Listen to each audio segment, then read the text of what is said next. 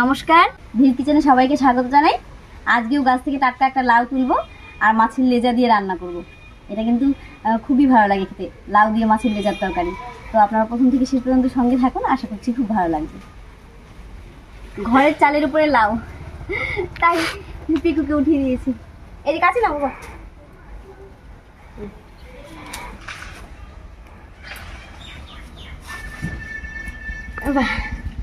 দেখুন কি সুন্দর লাউ। লাউটা পেরে নিয়ে এলাম, আর দেখুন বাজার থেকে কতগুলো মাছের লেজা নিয়ে এসেছে।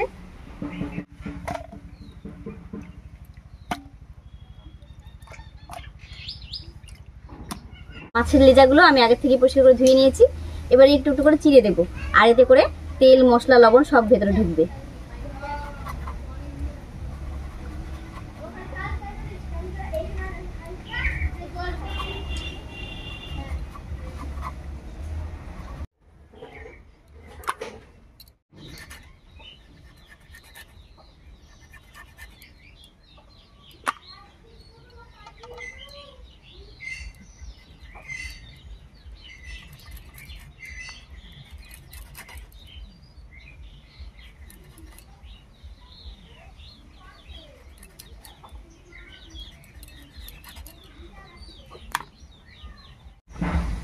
সবগুলো মাছ হালকা করে একটু চিড়ে নিলাম, আর দুটো মাছ আমি এরকম করে কেটে দিচ্ছি।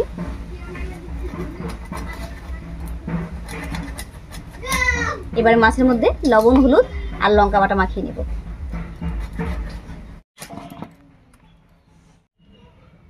লবণ, হলুদ দেব, 1 চামচ মতো শুকনো লঙ্কা বাটা। এবারে খুব ভালো করে মেখে নেব।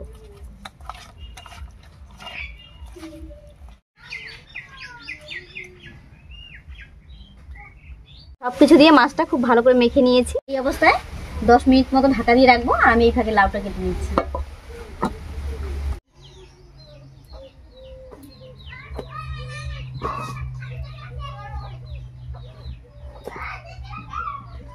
লাউটা খুব ভালো, একেবারে কচি।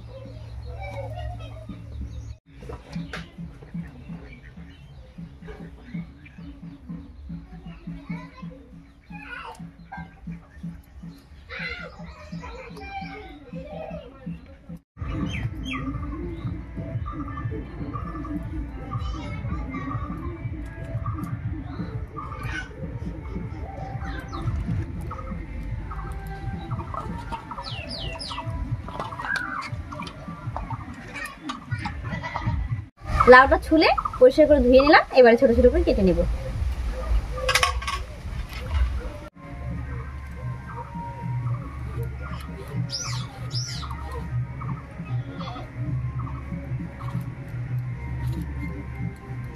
আজকে রান্নার জন্য লাউটা আমি এরকম করে কেটে নিলাম।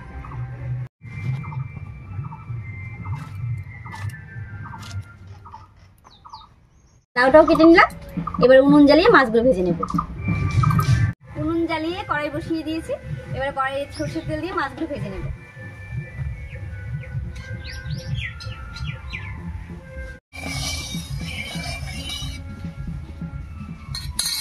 তেল গরম হয়ে গেছে, এবার মাছগুলো ভেজে নিচ্ছি।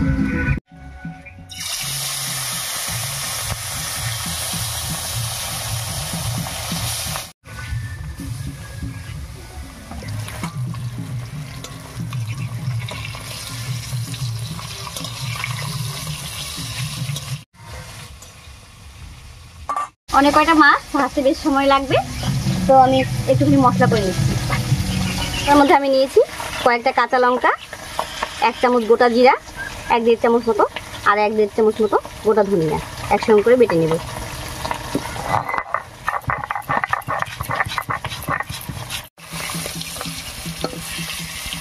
এই গোটা মাছ ভাজা হয়ে গেছে, নামিয়ে নিচ্ছি। মাছগুলো ভাজার পর দেখতে দেখুন কি সুন্দর লাগছে। আরো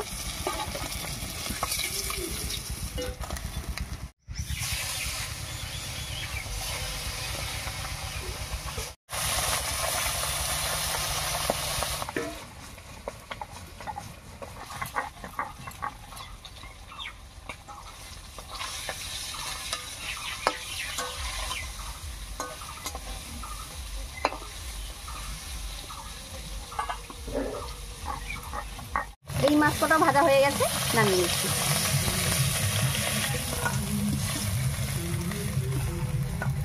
মাছ ভাজার এই তেলের মধ্যে লাউটা দেব।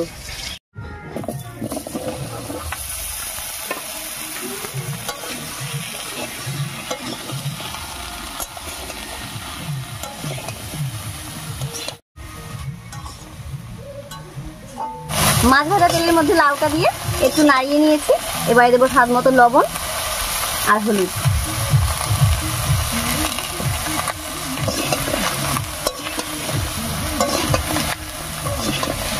আমাদের বাড়িতে এই লাউয়ের তরকারিটা খুব পছন্দ করে সবাই, তাই বেশি করে কেটে নিয়েছি। হলুদ দিয়ে খুব ভালো করে মিশিয়ে নিয়েছি। এই অবস্থায় লাউটাকে বেশ কিছুক্ষণ রান্না করে নেব। রান্নার জন্য আমি কাঁচা লঙ্কা ব্যবহার করেছি, তবে আপনারা চাইলে শুকনো লঙ্কা দিতে পারেন, তবে লাউয়ের তরকারি কিন্তু কাঁচা লঙ্কাতেই বেশি স্বাদ হয়।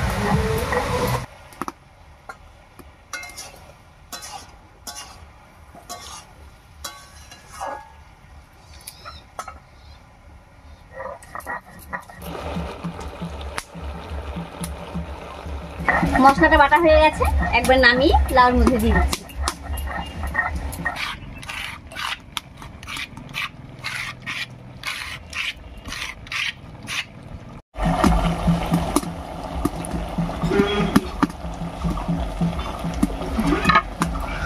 মশলাটা দিলাম, এবার খুব ভালো করে মিশিয়ে নেব লাউয়ের সঙ্গে।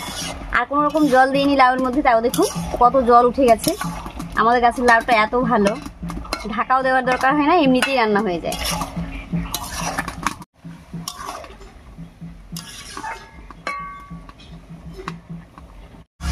লাউয়ের মধ্যে অনেক জল উঠে গেছে, তাই উনুনের আঁচটা বাড়িয়ে দিয়েছি। মশলা বাটা দিয়ে উনুনের আঁচটা বাড়িয়ে বেশ কিছুক্ষণ লাউয়ের সঙ্গে মশলাটাকে কষিয়ে নিয়েছি। এবার জল দেব।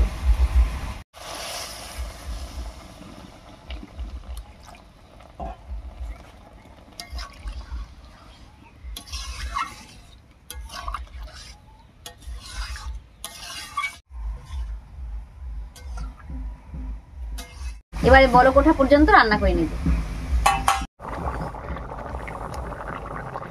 বলক উঠে গেছে, এবারে ভেজে রাখা মাছগুলো দেব।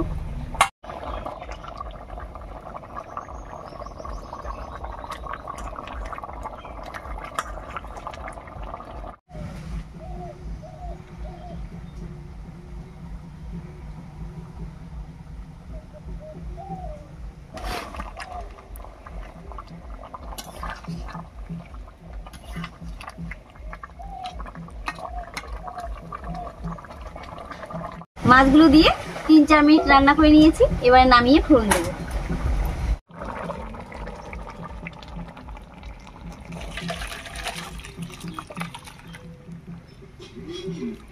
কড়াইতে দিয়ে দিচ্ছি সামান্য একটুখানি সরষের তেল। তেল গরম হয়ে গেছে, এবারে ফোড়ন দেব। আর ফোড়ন দেব 1 চামচ গোটা জিরা আর 2টো তেজপাতা দিয়ে। ফোড়নটা ভাজা হয়ে গেছে, এবারে নামিয়ে রাখা তরকারিটা দেব।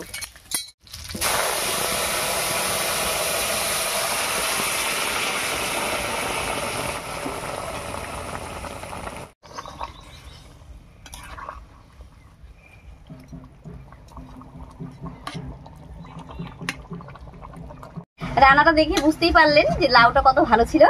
কোনো রকম ঢাকা দিইনি, তবুও গলে গেছে। আর কতটা কেটেছিলাম, পুরো লাউটাই দিয়েছিলাম, এতটুকু হয়ে গেছে। এবারে ঢাকা দিয়ে আর 2-3 মিনিট রান্না করে নেব। আর এতে করে মাছটাও বেশ নরম হয়ে যাবে, আর ফোড়নের গন্ধটা রান্নায় খুব ভালো থাকবে। হয়ে গেছে, নামিয়ে নিচ্ছি। তবে নামানোর সময় যারা রান্না মিষ্টি খেতে পছন্দ করেন 1 চামচ চিনি দিতে পারেন।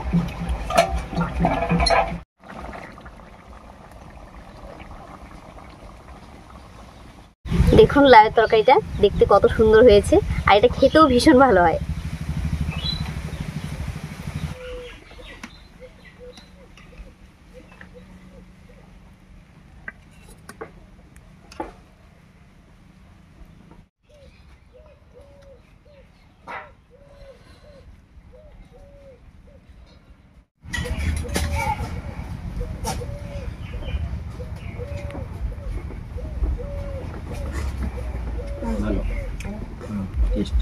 ঠান্ডা হলে আরো একটু ভালো লাগে, গরম গরম তো।